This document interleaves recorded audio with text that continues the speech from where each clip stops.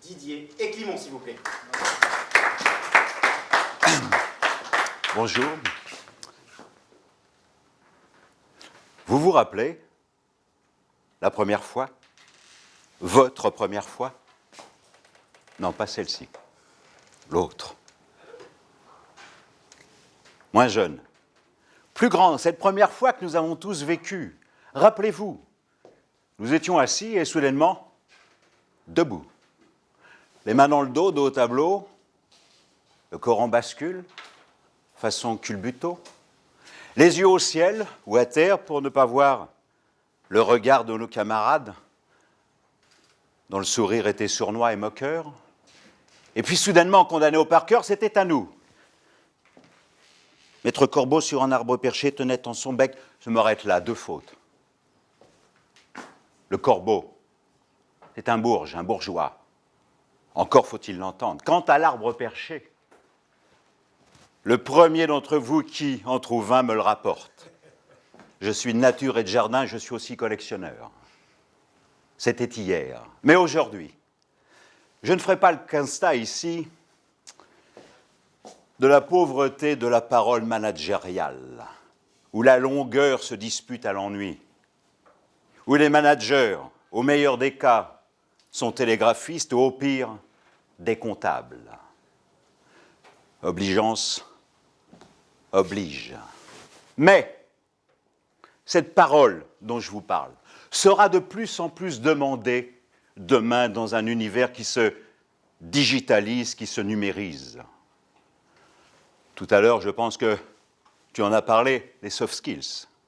Alors, je ne sais pas ce qu'on met dedans, mais la parole reste quand même la pierre angulaire de tout acte de management.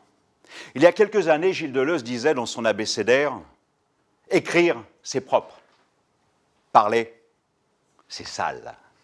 C'est sale parce que c'est faire du charme. » Aurait-on oublié ce triptyque qui nous vient de l'Antiquité, Aristote?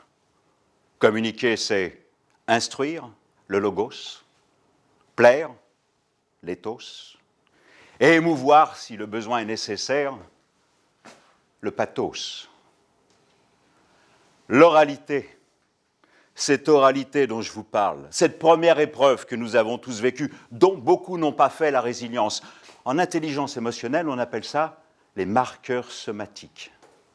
Cette prise de parole devient nécessaire. L'oralité.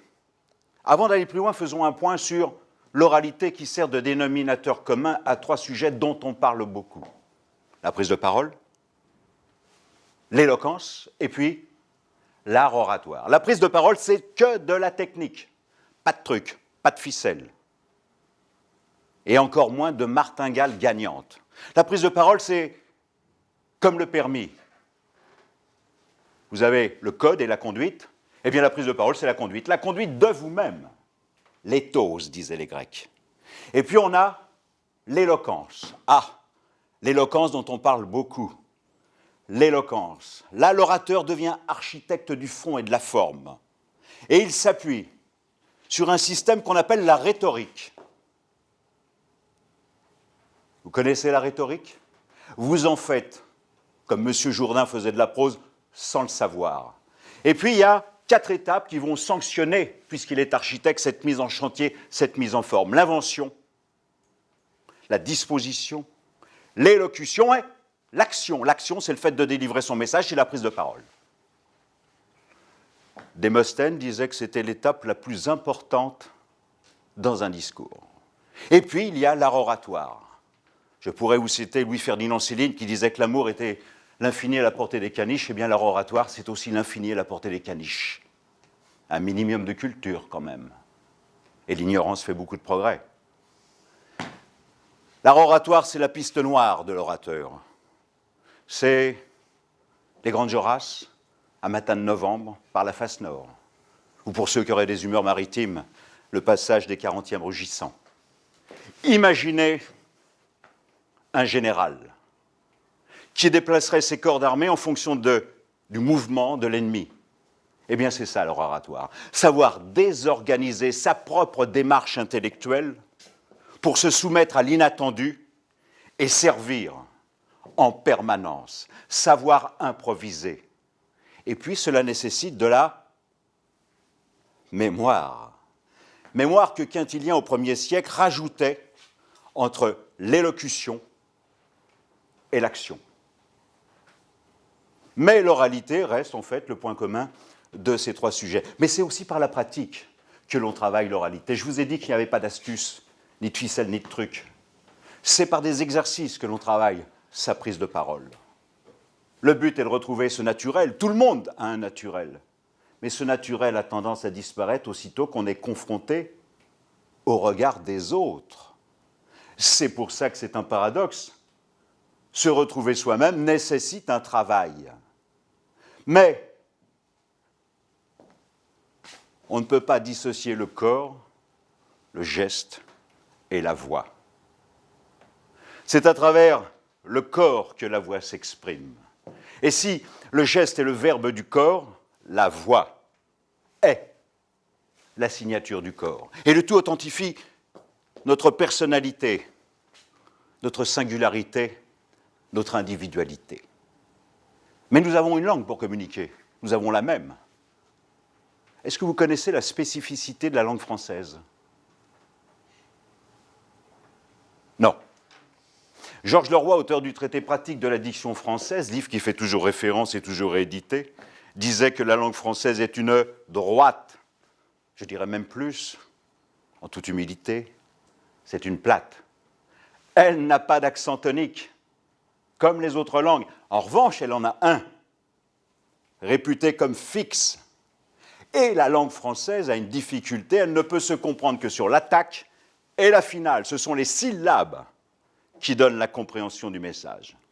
Et que remarque-t-on lorsque quelqu'un s'exprime?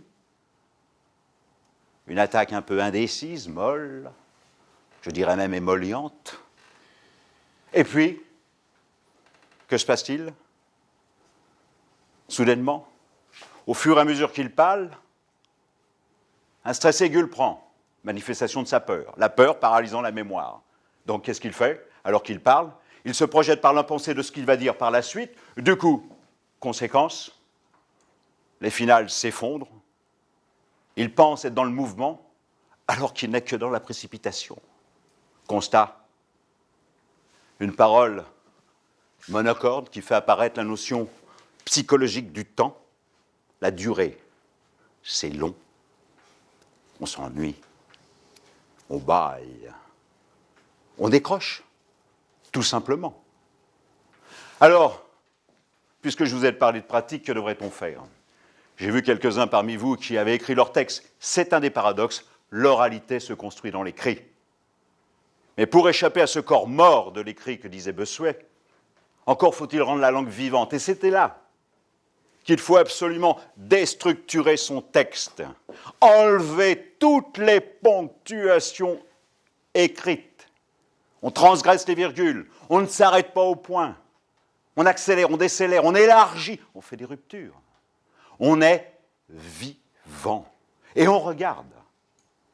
Sachez que vous, auditoire, vous êtes le stimulant nécessaire pour ma prise de parole. Car si je suis émetteur, vous êtes récepteur, c'est très simple. Mais c'est un peu plus compliqué. Parce que je vous regarde et que vous me renvoyez en permanence votre écoute, vous êtes récepteur-émetteur et moi, je suis émetteur-récepteur. Vous voyez le jeu? Et puis le regard me permet d'étalonner ma voix. C'est un regard. La situation est claire, il n'y a pas d'ambiguïté. Vous êtes d'accord? C'est clair? Et puis, il y a les silences. Alors, en communication, on ne fait pas de blanc. Je trouve cette expression assez désagréable. Je dirais même pornographique. Prendre un blanc. Que fait-on du noir? On le broie? C'est un peu dégueulasse, non? Comprenez-le. On prend des silences pleins. Le silence permet. La réflexion permet. La compréhension permet. La mémorisation. Et d'ailleurs, le silence fait partie aussi de la phrase musicale. Le silence. Et quand je respire, je parle sur mon expiration. Et quand je suis en haut de l'inspire, je suis maître du temps, maître des horloges, maître du jeu de dire, maître corbeau sur un arbre perché. Merci.